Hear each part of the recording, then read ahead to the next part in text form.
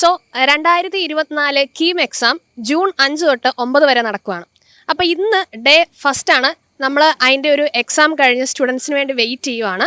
അപ്പോൾ നമ്മളിവിടെ നിൽക്കുന്നത് എവിടെയാണ് മിസ് നമ്മൾ നിൽക്കുന്നത്? അപ്പോൾ നമ്മൾ ഇന്ന് ഇവിടെ നിൽക്കുന്നത് നമ്മുടെ സെൻറ്റ് ജോസഫ് കോളേജ് ചൂണ്ടശ്ശേരിയുടെ ഫ്രണ്ടിലാണ്.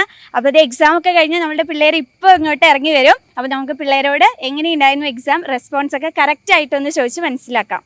അപ്പം 2024 KEAM exam first day section കഴിഞ്ഞിട്ട് 2 സ്റ്റുഡൻസ് നമ്മളോട് ജോയിൻ ചെയ്തിരിക്കുവാണ്. അവരുടെ എക്സാം എക്സ്പീരിയൻസ് എങ്ങനെയാണെന്ന് പറയാൻ വേണ്ടി. അപ്പം നമുക്ക് അവരിലേക്കൊന്ന് പോകാം. എങ്ങനെ ഉണ്ടായിരുന്നു എക്സാം?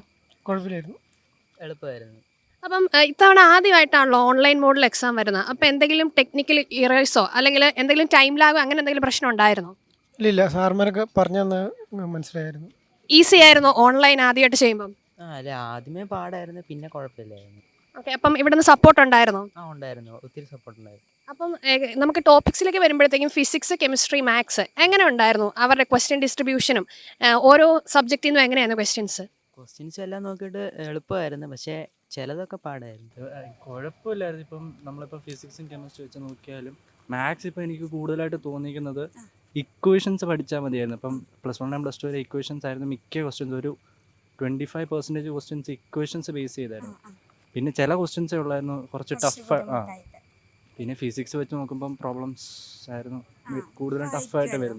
പിന്നെ കൺഫ്യൂഷനായിട്ട് ഓരോ ഇക്വേഷൻ ഇപ്പം നമുക്ക് തരുവാണെങ്കിൽ ഇപ്പം പറഞ്ഞിട്ടിപ്പം ബേസ് ചെയ്ത് ഇപ്പം വെക്ടറും സ്കെയിലറും വെക്ടർ ക്വാണ്ടിറ്റിയും ഒക്കെ ചോദിക്കുവാണെങ്കിൽ അതിന് പല ഇതായിരുന്നു. അപ്പം നമ്മൾ കൺഫ്യൂസ്ഡ് ആയി പോകും. അങ്ങനെയുള്ളൂ, അല്ലാതെ വലിയ പ്രശ്നമൊന്നും. കമ്പ്യൂട്ടറൈസ്ഡ് എക്സാം ഒക്കെ ആയിരുന്നു അല്ലേ? അപ്പോൾ അതിൻ്റെ വല്ല ബുദ്ധിമുട്ട് നിങ്ങൾക്ക് ഫീൽ ചെയ്തോ? നന്നായിട്ടാണ് കണ്ടക്ട് ചെയ്തത്, കുഴപ്പമൊന്നും ഉണ്ടായില്ല, പ്രശ്നങ്ങളൊന്നും തോന്നിയില്ല അല്ലേ? എങ്ങനെ ഉണ്ടായിരുന്നു എക്സാം? കുഴപ്പമില്ലായിരുന്നു, അത്യാവശ്യം ഈസി ആയിരുന്നു. ഫിസിക്സ് എളുപ്പമായിട്ട് തോന്നി, കെമിസ്ട്രി കുഴപ്പമില്ല. മാത്സ് പിന്നെ എനിക്ക് പഠിച്ചിട്ടില്ലാത്തതിൻ്റെ ഒരു കുഴപ്പമുണ്ടായി. മോൾക്ക് എങ്ങനെ ഉണ്ടായിരുന്നു? കുഴപ്പമില്ലായിരുന്നു, പിന്നെ ഫിസിക്സും മാത്സും കുറച്ച് പ്രശ്നമായിട്ട് തോന്നി. അപ്പോൾ കെമിസ്ട്രി ആയിരുന്നു കുറച്ചുകൂടെ എളുപ്പമായിട്ട് തോന്നിയത്. ഓക്കെ, ഫിസിക്സ് ആയിരുന്നു മോൾക്ക് എളുപ്പമെന്ന് പറഞ്ഞല്ലേ? അപ്പോൾ ഫിസിക്സിൽ എങ്ങനെയായിരുന്നു ക്വസ്റ്റ്യൻസ് ഒക്കെ? വലിയ ലെങ്തി ക്വസ്റ്റ്യൻസ് ആയിരുന്നോ അതെയോ ഷോർട്ട് ക്വസ്റ്റ്യൻസ് ആയിരുന്നു അല്ലേ? അപ്പം ഫസ്റ്റ് ടൈം അല്ലേ ഓൺലൈൻ എക്സാം അറ്റൻഡ് ചെയ്യുന്നത്? ഇതുവരെയും നമുക്ക് അറിയായിരുന്നു റിട്ടേൺ എക്സാം ആയിരുന്നു, പക്ഷേ ഇപ്പോൾ ഫസ്റ്റ് ആയിട്ട് ഓൺലൈൻ വരുന്നത്. അപ്പം കമ്പ്യൂട്ടർ യൂസ് ചെയ്യുമ്പോഴോ എന്തെങ്കിലും ടെക്നിക്കൽ ഇഷ്യൂസ് ഉണ്ടായിരുന്നോ? മോൾക്ക് ഈസി ആയിരുന്നോ? കുഴപ്പമൊന്നുമില്ലായിരുന്നു, നമ്മൾ പ്രാക്ടീസ് ടെസ്റ്റ് ചെയ്ത പോലെ തന്നെയായിരുന്നു. ഓക്കെ, ഓൾറെഡി പ്രാക്ടീസ് ടെസ്റ്റ് ചെയ്തിരുന്നു. പിന്നെ ഇവിടുന്ന് മോക്ക് ടെസ്റ്റ് ഉണ്ടായിരുന്നു ഫസ്റ്റ്, അതും കഴിഞ്ഞപ്പം കുഴപ്പമില്ലായിരുന്നു. ഓക്കെ, അപ്പം മാത്സ് ആയിരുന്നു മോൾക്ക് പാടായിരുന്നത്? മാത്സ് പാടായിരുന്നു. ക്വസ്റ്റ്യൻസ് എങ്ങനെയായിരുന്നു? കണ്ടിട്ടുള്ളതായിരുന്നു അതോ ലെങ്തി ക്വസ്റ്റ്യൻസ് ഒക്കെ ആയിരുന്നു? മാത്സ് ഞാൻ പഠിച്ചില്ലായിരുന്നു, അപ്പോൾ എനിക്ക് പാടായി. മോൾക്ക് എങ്ങനെ ഉണ്ടായിരുന്നു മാത്സ്? എനിക്ക് മാത്സ് കുറച്ച് പാടായിരുന്നു. പഠിക്കാത്തതിൻ്റെ പ്രശ്നമാണ്, അല്ലാതെ വേറെ പ്രശ്നമില്ല. ഓക്കെ, അപ്പം എല്ലാം സിലബസിൽ തന്നെയായിരുന്നോ വന്നിരുന്നത്?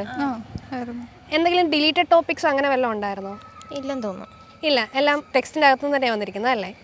ഓക്കെ, അപ്പം പ്രതീക്ഷിക്കുന്ന ഒരു മാർക്ക് തന്നെ കിട്ടട്ടെ കേട്ടോ. Thank you. എൻട്രൻസ് സംബന്ധമായ വാർത്തകളും അപ്ഡേഷനുകളും ഏറ്റവും വേഗം ആധികാരികമായി അറിയാൻ ബ്രില്യൻ സ്റ്റഡി സെന്റർ പാല യൂട്യൂബ് ചാനൽ സബ്സ്ക്രൈബ് ചെയ്യുക, ബെൽ ഐക്കൺ അമർത്തുക, ഈ വീഡിയോ മറ്റു സുഹൃത്തുക്കളിലേക്കും മാക്സിമം ഷെയർ ചെയ്യുക.